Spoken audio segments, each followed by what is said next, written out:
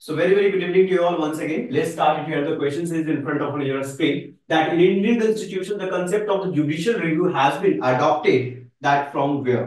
किस कंट्री से judicial review का कंसेप्ट जो है लिया गया है? ठीक है, यूएस कॉन्स्टिट्यूशन, यूके कॉन्स्टिट्यूशन और आयरलैंड कॉन्स्टिट्यूशन, रशियन कॉन्स्टिट्यूशन, ये सारे कुछ कॉन्स्टिट्यूशन है। आपको क्वेश्चन जो है क्लियरली दिख रहा होगा, बहुत सी सिंपल क्वेश्चंस है।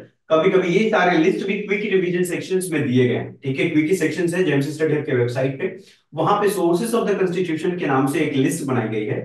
वहां पे ये सारी चीजें आपको मिलेगी कि फंडामेंटल राइट्स कहां से लिए गए हैं, फंडामेंटल ड्यूटीज कहां से लिए गए हैं, प्रीएम्बल कहां से लिए गए हैं। उसी तरीके से क्वेश्चन यहाँ पे कि जुडिशियल रिव्यू का जो कंसेप्ट है वो कहां से लिया गया है। So everyone is answering, let's here check. सभी लोग ए आंसर दे रहे हैं and that what here yes the right answer it is A, बिल्कुल सही है। The concept of the judicial review has been adopted from the American Constitution, US Constitution. The judiciary has the power to set aside any law passed by the Parliament and intervenes in the Constitution of India. ठीक है, सो भारतीय कानून जो है, भारतीय जो संविधान है, उससे में जो भी कुछ होता है तो जुडिशियल के पास ये राइट्स है, पावर है कि उस एक्ट को, उस लॉज को रिव्यू करे, right? So this is what it's about. That concept has been taken from the US constitutions, right?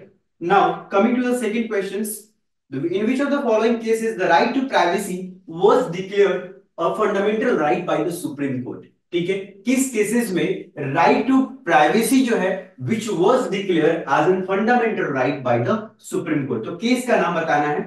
So options are in front of your screen. Puttaswamy versus Union of India, the Nagarjuna versus Union of India, the Subramanian versus Union of India, or Chedilal versus Union of India. Everyone, please answer here the questions. So you have to study the important all the case studies. ये सारे case studies आपको ध्यान में पढ़ने हैं। Middle of के ethics जब आप पढ़ते हो तो उसमें कुछ केस स्टडीज होते हैं। ठीक है, एक बहुत ही अच्छे ऑथर्स का मिडिल ऑफ एथिक्स का किताब है, आई थिंक नीलमर नाम से एक ऑथर है मिडिल ऑफ एथिक्स के। उसमें बहुत सारे जो जो चैप्टर्स पे आप जब जाएंगे, कॉपीराइट हो चाहे राइट रजिस्ट्रेशन बुक्स एक्ट हो, उसके लास्ट में केसेस दी गई है, राइट? केस स्टडीज दी गई है, तो केस स्टडीज आप पढ़िए। उन सारे केस स्टडीज, हर एक एक्ट का एक केस स्टडीज हुआ है, ठीक है? उस केस स्टडीज का थोड़ा सा जानिए कि क्या है केस स्टडीज, ठीक है? So will not explain you, just थोड़ा सा आपको एग्जाम पॉइंट ऑफ व्यू से आपको समझना है कि राइट टू प्राइवेसी जो है फंडामेंटल राइट कंसिडर किया गया, वो जो है वो किस केसेस में ऐसा दिखने को मिला। So everyone is answering. Some of you are answering A and some of you are answering C.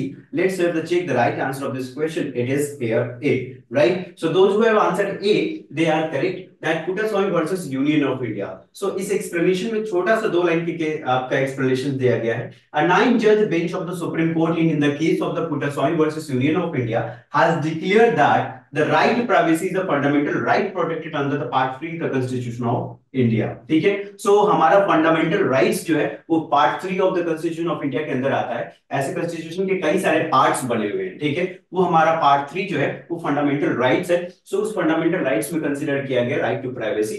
जो केस का नाम था वो है Puttaswamy versus union of India. ध्यान में रखेंगे, इट्स वेरी इंपॉर्टेंट, ठीक है? तो इस तरह की कुछ कुछ क्वेश्चंस है। अब आपको डिटेल में जाना है, यूट्यूब पे जाएंगे, बहुत सारे केस स्टडीज आपको मिल जाएंगे कि Puttaswamy versus union of India का एग्जैक्टली केस हुआ क्या था। तो वो सारी चीजें आप प्लीज डिटेल में पढ़िए, और otherwise I will send you the PDF of this case so you can read out those cases also, right? चलिए, third question is important here. Which article of the Indian Constitution have the right to equality for the opportunity in the public employment, right? Public employment के अंदर कौन से article Indian constitution का है जो right to equality of opportunity के आधार पे है, right? Article 14, 15, 16, 17 everyone, which basically describe about the right to equality of opportunity, जो इक्वालिटी की बात करता है। इक्वालिटी हमारा जो है 12 to 14 है, सो ध्यान में रखेंगे, ठीक है? सो व्हाट इज दैट, जल्दी से बताएंगे। Right to equality of opportunity in the public, जो भी सरकारी नौकरी निकलती है, गवर्नमेंट जॉब निकलते हैं, उसमें सभी को एक्सेस है कि सभी लोग उसमें पार्टिसिपेट कर सकते हैं, फॉर्म भर सकते हैं और जॉब कर सकते हैं। सो पब्लिक एम्प्लॉयमेंट के केस में राइट टू अपॉर्चुनिटी जो इक्वालिटी है वो किस केसेस में है, बताइए कौन सी आर्टिकल्स में? Yes, everyone is answering and that what is here? Yes, चलिए आंसर देखते हैं and that right answer is article 16, ठीक है? Article 16 C option is correct here, ठीक है? सो आर्टिकल 16 जो है वो क्या कहता है, equality of the opportunity in the matters of the public employment, right to equality given under the article 14 in the Indian law. ठीक है, सो देखिए आर्टिकल बहुत इंपॉर्टेंट है। ठीक है, आर्टिकल 14 आपने पढ़ा होगा, right to equality, direct right to equality. Article 16 basically it is about talking about the opportunity. ठीक है, जो अपॉर्चुनिटी हो सबको एक समान सा मिले, वो अपॉर्चुनिटी की बात करता है आर्टिकल नंबर 16। ठीक है, तो लगभग लगभग जो हमारे फंडामेंटल राइट्स हैं, ठीक है, तो आर्टिकल 12 से लेकर आर्टिकल 35 तक जो फंडामेंटल राइट्स हैं, उन सारे आर्टिकल्स का थोड़ा बहुत कीवर्ड्स आपको पता होना चाहिए कि आर्टिकल 12 में क्या है, 13 में क्या है, 14 में क्या है, 15 में क्या है, 16 में क्या है। इस तरीके से थोड़ा कीवर्ड्स, आप पूरा पूरा आप एक्सप्लेनेशंस मत पढ़िए, लेकिन एटलीस्ट आपको पता होना चाहिए कि आर्टिकल 16 जो है वो अपॉर्चुनिटी को लेकर बात करता है, आर्टिकल 15 जो है वो दैट डिस्क्रिमिनेशन की बात करता है, आर्टिकल 17 जो है that is prohibiting the practice of untouchability की बात करता है। ठीक है, सो इस तरीके से आप अगर पढ़ते हैं, याद करते हैं, तो आपको समझ में आएगा कि क्या चीजें हैं और क्या चीजें नहीं है। ठीक है, so please make a list of the important articles which is mentioned in the fundamental rights, जो आर्टिकल 12 से लेकर आर्टिकल 35 तक है जो हमारी आर्टिकल्स है। तो छोटे छोटे कीवर्ड्स जो है उस तरीके से आप याद कर लीजिए। ठीक है, पूरा आपको इस तरीके से याद करने की जरूरत नहीं है, थोड़ा समझ में आ जाएगा कि article 17 it is about the untouchability, जो छुआछूत की चीजें हैं उसको प्रोहिबिटेड करता है आर्टिकल 17 में। ठीक है, आर्टिकल 15 जो है वो डिस्क्रिमिनेशन है on the grounds of the sex, birth and places and caste, race, religion, ये सारी चीज पे डिस्क्रिमिनेशन को लेकर है। आर्टिकल 16 जो है वो आपकी अपॉर्चुनिटी को लेकर है। ठीक है, आर्टिकल इस तरीके से सारे आर्टिकल्स, आर्टिकल 12 क्या है, 13 क्या है, ये सारे आर्टिकल्स आपको पढ़ने होंगे। Right, it's clear everyone? It is clear everyone? This is what you have to make a list. हम सिर्फ आपको हम गाइड कर रहे हैं यहाँ पे कि आपको किस तरीके से पढ़नी है, किस तरीके से लिस्ट बनानी है और कैसे याद करना है और किस तरीके के क्वेश्चंस आता है। ठीक है, just it is what that we are providing you, guiding you. It is important, it's clear. चलिए, now question number 4 here it is the which schedule of the Indian Constitution that is listed in the official language of the India। ठीक है, आपको कौन से schedule, Indian constitution के किस schedule के अंदर हमारा इंडिया की ऑफिशियल लैंग्वेज मेंशन है। ठीक है, ये सारे कुछ इंपॉर्टेंट क्वेश्चन है, प्लीज ध्यान में रखेंगे, बहुत इंपॉर्टेंट। कॉन्स्टिट्यूशन से, basics of the Indian constitution से बहुत सारे सवाल आते हैं, ये पेपर 1 के लिए आपके इंपॉर्टेंट है और पेपर 2 में भी इंपॉर्टेंट है। ठीक है, सो 7 शेड्यूल, 6 शेड्यूल, 8 शेड्यूल, 9 शेड्यूल। ठीक है, बताइए किस शेड्यूल के अंदर ऑफिशियल लैंग्वेज को लेकर मेंशन है, किस शेड्यूल में, इंडियन कॉन्स्टिट्यूशन के किस शेड्यूल में। देखिए आर्टिकल होता है, शेड्यूल होता है। ठीक है, तो शेड्यूल में किस, कौन से शेड्यूल में आपका मेंशन है, ये सारे शेड्यूल इंपॉर्टेंट है। ठीक है, चलिए जल्दी से बताएंगे what the right answer of this questions. You have to just take a hint of the questions की, क्वेश्चन से टॉपिक्स आप निकालिए और उस टॉपिक से आप लिस्ट बनाइए और उसको याद कर लीजिए। राइट, जस्ट एक वीक में whatever the questions which we had discussed and may given you some highlights, उस highlights को लेकर कुछ लिस्ट बनाइए, नोट्स बनाइए और आपने याद करना शुरू कीजिए। ठीक है, unless until if you are not doing this kind of the task, so how you can qualify the NET and JRF। ठीक है, so इस तरीके का कुछ टास्क आपको करना होगा अपने बिहाफ से। ठीक है, so right answer that majority of the answer is towards the A and the C answers। let's hear the check and the right answer it is C। C answer बिल्कुल सही है। ठीक है, सो सी इज द 8 शेड्यूल में, हमारा 8 schedule में क्या है, ऑफिशियल लैंग्वेज ऑफ इंडिया है। एक्सप्लेनेशन में देखेंगे सारे शेड्यूल को लेकर जिक्र किया गया है, जो भी ऑप्शन है इसको लेकर बताया गया है। 7th schedule to the constitution of India defines the specific allocation of the powers and the functions and the between the United Union and states। Sixth schedule provides for the administration of the certain tribal areas as autonomous entities, and the eighth schedule it is about the official languages of the Republic of India।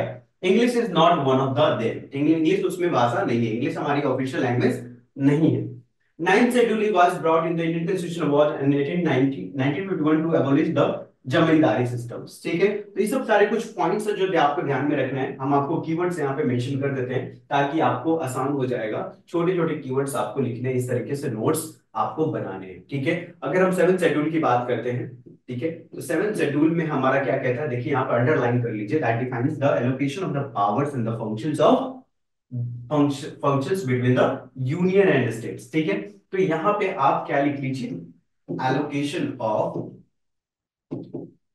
Powers and functions.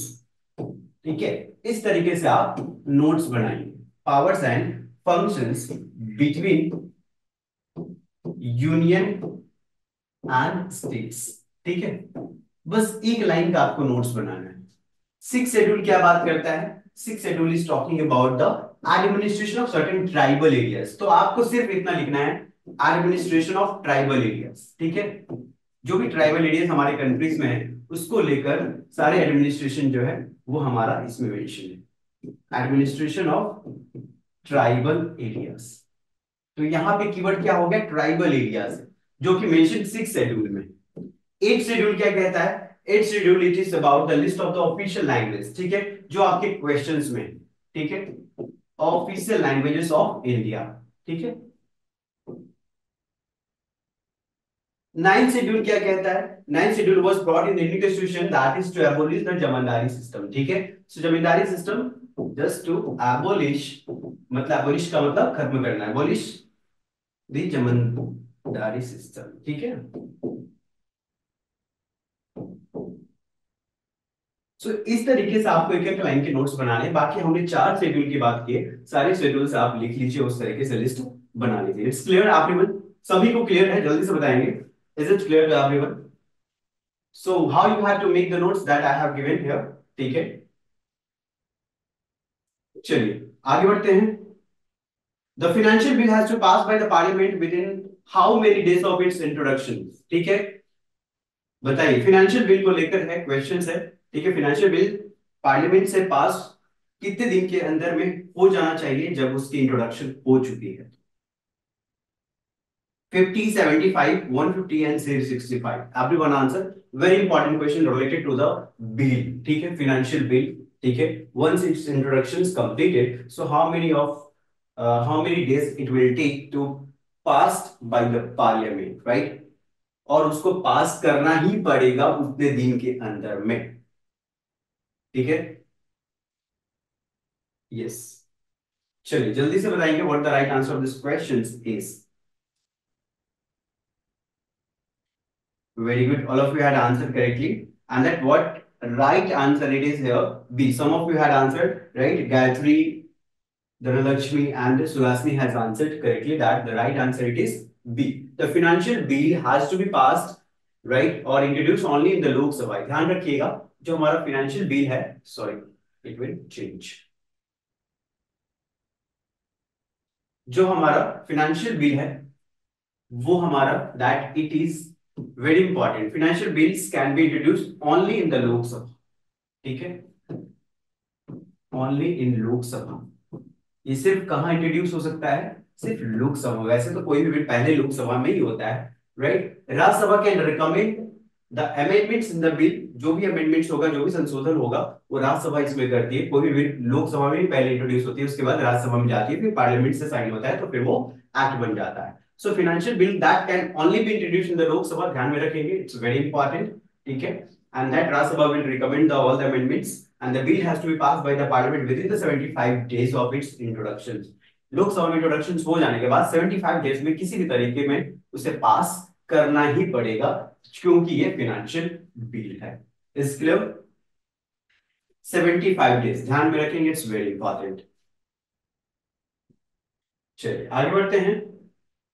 The next question it is about the an individual who is not a member of the state legislature can be appointed as the chief minister for dash within which time he should be elected to the state legislature failing he ceases to be the chief minister, ठीक है। ध्यान से पढ़िए, questions को break कीजिए, ठीक है।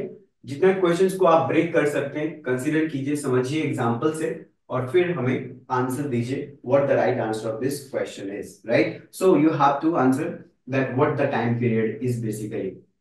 सो video pause issue is there, ठीक है, ठीक है।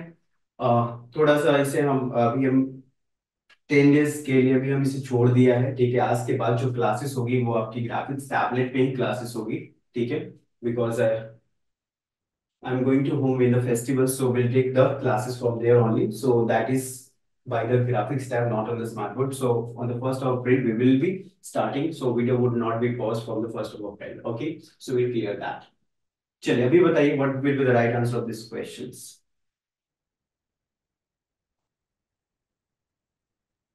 चलिए, an individual who is not a member of state legislature, Vidhan Sabha का वो मेंबर नहीं है, but which can be appointed as a chief minister for how many months, within which time he should be elected to the state legislature, failing he ceases to be the chief minister. ठीक है? So and that is what the right answer I think everybody has given, and that is what, yes, 6 months. ठीक है?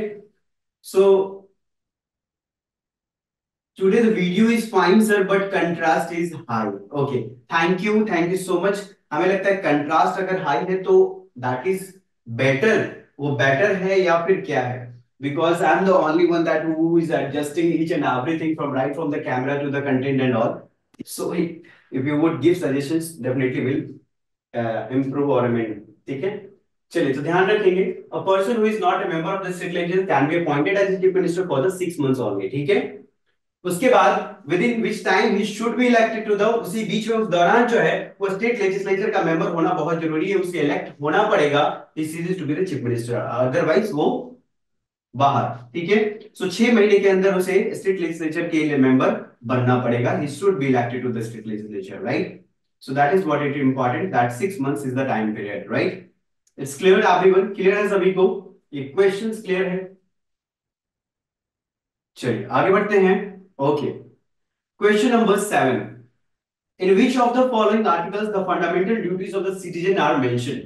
किस article के अंदर fundamental duty जो है, एक नागरिक का जो फंडामेंटल ड्यूटीज होता है, जो कर्तव्य होता है, जो मौलिक कर्तव्य होता है, दैट आर मेंशन, कौन सी आर्टिकल में? 14 में, आर्टिकल 51A में, आर्टिकल 105A में, या फिर आर्टिकल 15B में? वेरी इंपॉर्टेंट, बहुत ही बेसिक बेसिक क्वेश्चन है. देखिए इस तरीके का क्वेश्चंस भी हमारे एग्जाम में आ सकता है, चाहे वो पेपर 1 हो चाहे वो पेपर 2 हो. It's very very important. So you have to answer this question that in which of the following articles the fundamental duties are mentioned. Everyone, चलिए. So the aspirants have started answering these questions, and that majority of the answer is towards the B. What you are thinking, everyone will participate in these questions. ठीक है? ये questions है political, Indian polity, Indian constitution से questions है, बहुत important questions है. ठीक है? ये सारे छोटे छोटे questions है जो आपको इंडियन पॉलिटी की समझ को बढ़ाता है, इंडियन कॉन्स्टिट्यूशन की समझ को बढ़ाता है. तो ध्यान रखेंगे, सारे questions इंपॉर्टेंट है हमारे लिए. ठीक है? Yes, so majority of the answer is towards the B, and that is the right answer. B he answer है. आर्टिकल 51A के अंदर हमारे सारे फंडामेंटल ड्यूटीज मेंशन्ड है. The fundamental duties is it's about the moral obligations not to be the legal on the Indian citizen to the promote the spirit of the patriotism and preserve the Indian unity. ये हमारे किसी भी तरीके का एक flexible होता है, एक सॉफ्ट नेचर का फंडामेंटल ड्यूटीज होता है. जैसे कि हमारे देश की खंडित करने की बात नहीं करनी चाहिए, देश की संप्रभुता जो है, इंटीग्रिटी ऑफ द नेशन है, उसको हमें बचाए रखना है. ठीक है?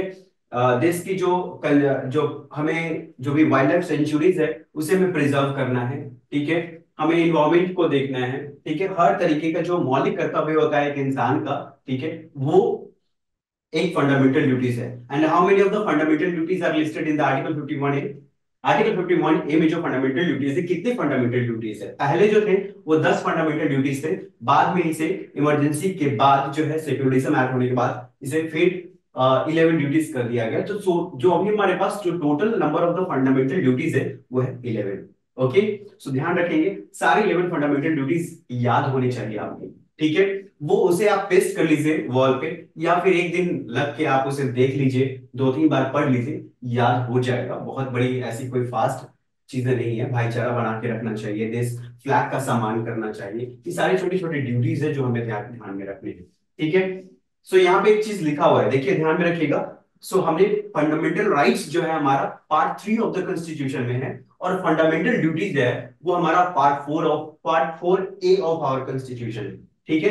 एक्सप्लेनेशन को ध्यान से पढ़िएगा, वहां पे आपको कुछ कुछ छोटे एडिशनल इंफॉर्मेशन आपको मिल जाते हैं. ठीक है? सो fundamental duties is incorporated in the part 4A of the Indian constitution. ठीक है? तो ये भी नोट जरूर कर लीजिएगा कि किस पार्ट के अंदर है, क्योंकि एक क्वेश्चन आया था अभी हमने एक क्वेश्चन किया कि किस पार्ट के अंदर फंडामेंटल राइट्स है. सो फंडामेंटल राइट्स हमारा पार्ट 3 में है, और पार्ट 4 में हमारा 4A में फंडामेंटल ड्यूटीज है. ठीक है?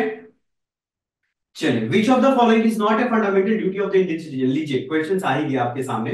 ठीक है? कि 11 फंडामेंटल ड्यूटीज अगर आपको पता है तो आप बताना होगा कि इनमें से कौन सा फंडामेंटल ड्यूटीज है और इनमें से कौन सा फंडामेंटल ड्यूटीज नहीं है. इस तरीके का क्वेश्चन आपसे पूछा जा सकता है. ठीक है? इसीलिए हमें 11 फंडामेंटल ड्यूटीज आपको याद होने चाहिए, आपको स्क्रीन पे टोटली अच्छे से दिख जाए, इसलिए मैं थोड़ा सा साइड हो जाता हूं ताकि आपको अच्छे से दिख जाए। तो विच of the following is not a fundamental duty, ठीक है।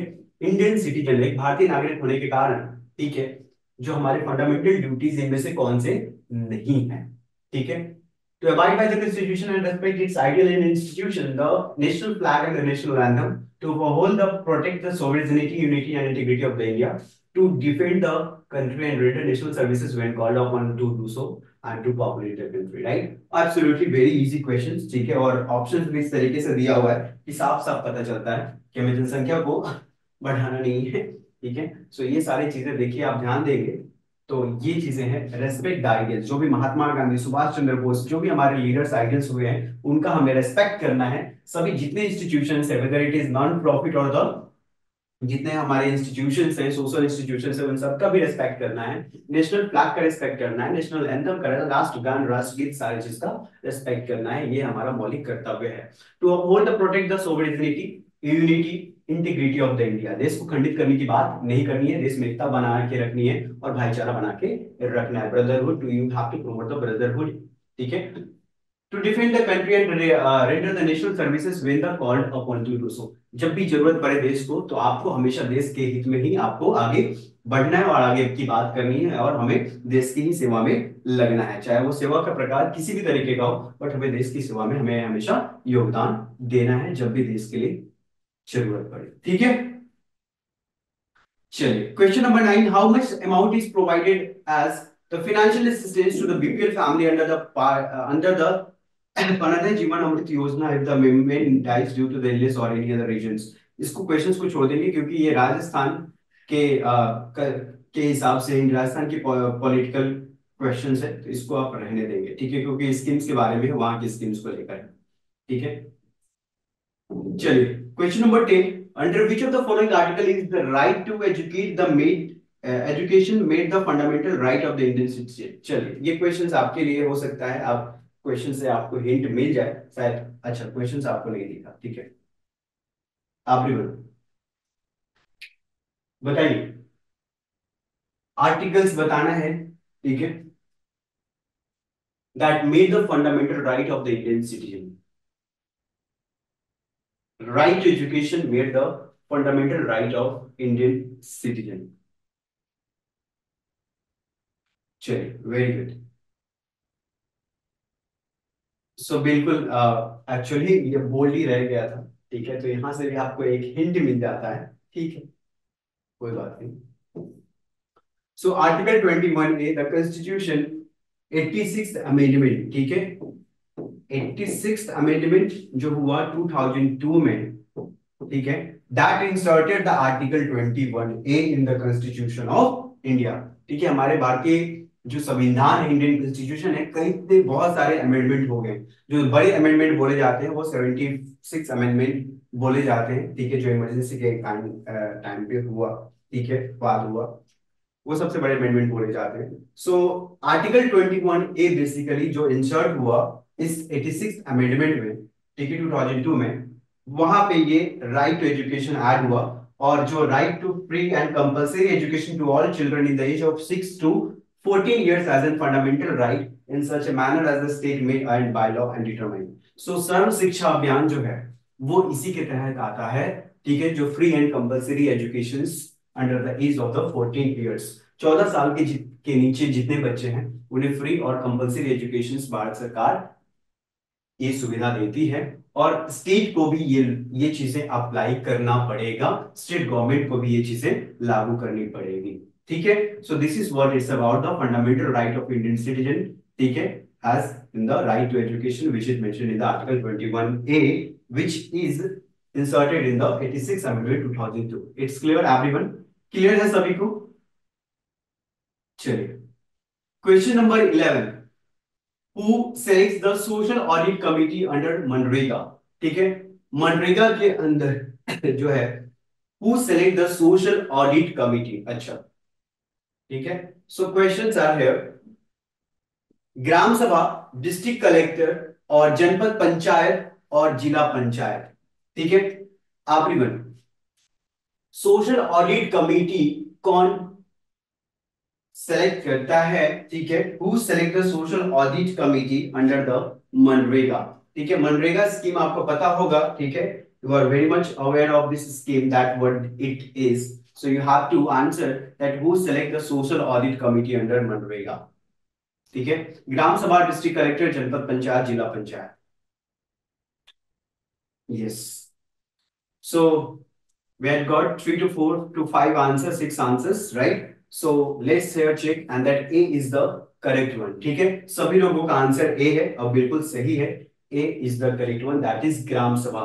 So correct answer is ग्राम सभा। ग्राम सभा select the social audit committee under the Manrega scheme as per the 73rd amendment of the constitution.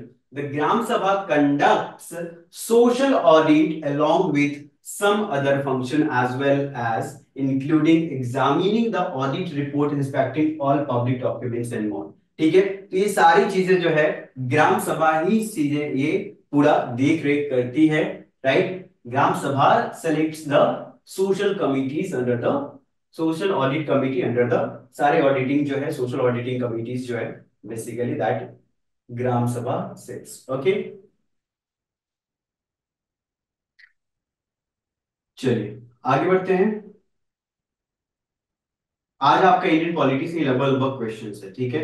Which of the following characteristics is common in the most news story. चलिए अब questions का pattern थोड़ा change हुआ है, mode change हुआ है। Indian polity से हम थोड़ा बाहर निकले हैं और क्वेश्चन जो है आपके रिपोर्टिंग एंड एडिटिंग से पूछा गया है, ठीक है। Which of the following characteristics is common in most stories, बताइए what is the right answer of this questions. Everyone,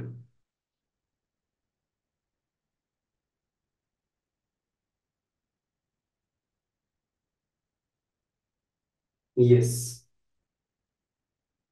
okay,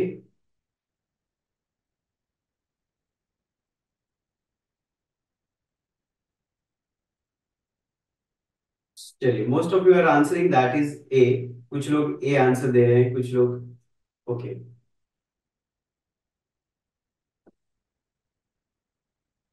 चलिए, so which of the following characteristics is common in the most news stories. ठीक है, all of this simplification, timeless, relevance सभी important है, ठीक है। ये सारे क्या है, न्यूज वैल्यूज है, ठीक है, ध्यान में रखिएगा। ये सारे क्या है, न्यूज वैल्यूज है। रेलिवेंस है, टाइमलेस है, सिंप्लीफिकेशन है, ऑडिटी है, ठीक है, प्रोमिनेंस है, इम्पैक्ट है, ये सारे क्या है, ये हमारे न्यूज वैल्यूज हैं, ठीक है। न्यूज वैल्यूज क्या होते हैं, जो न्यूज का वेट होता है, ठीक है, ये कितना इंपैक्ट क्रिएट करने वाला है ऑडियंस पे, right. Is all are the news values, that is relevant, खबरें जो है रेलिवेंट होना चाहिए, टाइमलेस होना चाहिए, मतलब रिसेंट फेनोमेना का हो, ठीक है, रिसेंट में हाल ही में घटा हुआ ये खबर हो, दैट सिंप्लीफिकेशन जो इजिली अंडरस्टूड हो, so that is what it's about the news values. Oddity, अनोखापन हो न्यूज में, प्रोमिनेंस बहुत ही इंपॉर्टेंट हो, इम्पैक्ट ज्यादा प्रभावी हो, और भी कई सारे न्यूज वैल्यूज होते हैं, ठीक है। सब बातें ध्यान में रखिएगा, ये न्यूज वैल्यूज से है, ठीक है। आगे बढ़ते हैं क्वेश्चंस में। Which of the following statements are true, इनमें से कौन सा स्टेटमेंट्स ट्रू है, ठीक है। सो स्टेटमेंट्स को पढ़िए और आंसर दीजिए कौन सा स्टेटमेंट जो है वो ट्रू है, ठीक है। I don't know why the छात्रा, ठीक है, आप आउटसाइड हो जाते हो, बार बार क्लास से बाहर हो जाते हो फिर, ठीक है। चलिए, हो सकता है आपके साइड नेटवर्क का इश्यूज हो। चलिए, which of the following statements are true, कौन सा स्टेटमेंट इसमें से सही है,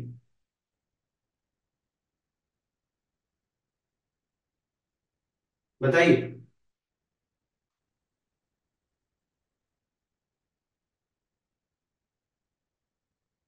यस,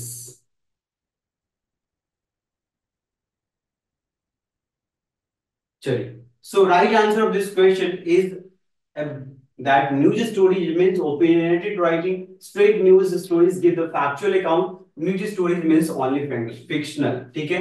इसमें से कौन सा स्टेटमेंट्स ट्रू है, right. So you are answering the questions like here some of you had answered D, ठीक है।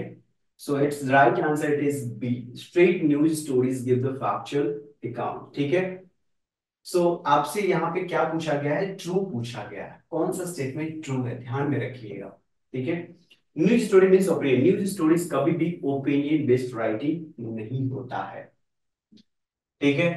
Straight news stories give the factual account, definitely it's not about the exaggeration, बढ़ा चढ़ा के चीजें खबरें उसमें नहीं की जाती। जो स्ट्रेट न्यूज होता है उसमें फैक्ट्स की बातें किया और जो कहते हो हमने परोस दिया, राइट, जैसा का तैसा ही हमने परोस दिया, right. So it's main aim of the straight news stories are to inform and pass the news as it's used the some relates, ठीक है। So you have to know it's about that what the straight news stories which gives the factual account, there is no kind of the manipulations, ठीक है, there is no any kind of the informations of the exaggerating, ठीक है, किसी भी तरीके को हम exaggerate नहीं करते हैं। News story means only fictional, गलत, न्यूज स्टोरी से ओनली लगा देते हैं तो पहले ही क्रॉस कर देते हैं, ज्यादातर क्वेश्चंस में यही होता है, ठीक है। तो इस बात का ध्यान रखेंगे, ठीक है। यस, एब्सोल्युटली, ठीक है। चलिए आगे बढ़ते हैं। Which of the following are included in the elements of the news, news का जो तत्व है, न्यूज के एलिमेंट्स है, दैट इट इज इंक्लूडेड। आप भी वन, न्यूज के एलिमेंट्स में कौन कौन सी चीजें इंक्लूडेड होता है, ठीक है। आप भी वन जल्दी से आंसर देंगे, very easy questions is on your screen. Which of the following are elements included in the elements of the news, everyone answer, please answer, जल्दी से आंसर देंगे। Yes, absolutely.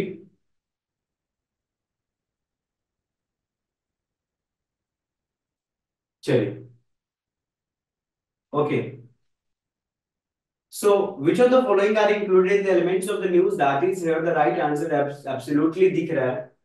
जब एलिमेंट्स, अभी हमने न्यूज वैल्यू, न्यूज एलिमेंट्स की बात की थी, तो उसमें ट्रू, टाइमलेस, प्रॉक्सिमिटी, ये सारी चीजें क्या है, न्यूज वैल्यूज है, न्यूज एलिमेंट्स है, ठीक है।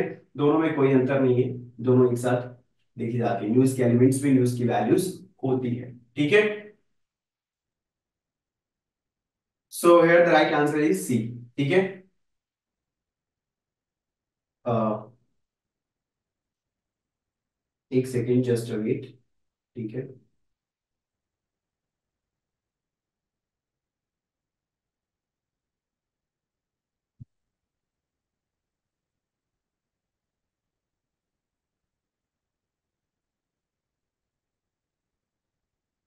चलिए, ऑलराइट।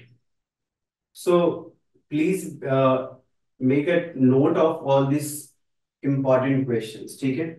चलिए, which of the following should be considered for the news writing, news writing के लिए बताइए इनमें से कौन सा सारी चीजें कंसिडर्ड होती है, ठीक है। क्या चीजें आपको अवॉइड करना चाहिए और क्या चीजें आपको यूज करना चाहिए, जल्दी से।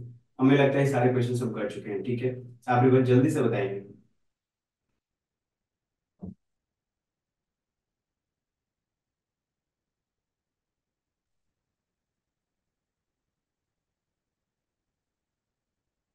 एब्रिविएशन को अवॉइड करना चाहिए, लॉन्ग सेंटेंसेस को भी यूज नहीं करना चाहिए, ठीक है। Should be considered, right, yes, avoid. So here the right answer of this question it is, that is, दोनों चीजें मेंशन है, प्लीज आप लोग अगर देखेंगे तो डी में नीडलेस एडजेक्टिव्स और एब्रिविएशंस दोनों को अवॉइड करना चाहिए। B and C are combined and it's given in the options D, so D would be more appropriate, ठीक है। चलिए, ये सारे क्वेश्चंस वी हैव कंप्लीटेड, ठीक है। तो ये सारे क्वेश्चंस अभी हम नहीं करेंगे, ठीक है।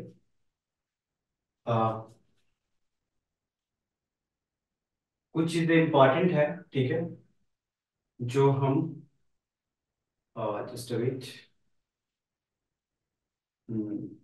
या मैं आपको कुछ क्वेश्चन जो है, जैसे हमारे पास कुछ इंपॉर्टेंट क्वेश्चंस है जो मैं आपको शेयर करूंगा, ठीक है। एग्जाम पॉइंट ऑफ व्यू से वो क्वेश्चंस आप देख लीजिएगा एग्जाम के लिए, ठीक है। चलिए, थ्योरीज एंड मॉडल से कुछ क्वेश्चंस है हमारे पास, टाइम है अभी, राइट, यस, ओके, नो। चलिए, कुछ क्वेश्चंस है मॉडल्स एंड थ्योरीज को लेकर भी, हम आपको बस स्लाइड्स दिखा दे रहे हैं, ठीक है। सो क्या क्या मॉडल्स आपको पढ़ना है, मॉडल्स एंड थ्योरीज भी इग्नोर नहीं करना है, ठीक है।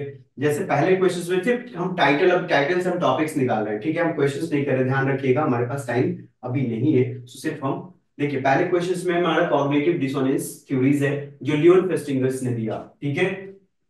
कॉग्निटिव डिसोनेंस थ्योरीज आपको पढ़ना है, ये सारे क्वेश्चंस पीवाईक्यू में आए हुए हैं। उसके बाद मीन वर्ल्ड सिंड्रोम है। मीन वर्ल्ड सिंड्रोम जो है आपका कल्टीवेशन थ्योरीज में आपको देखने को मिलता है।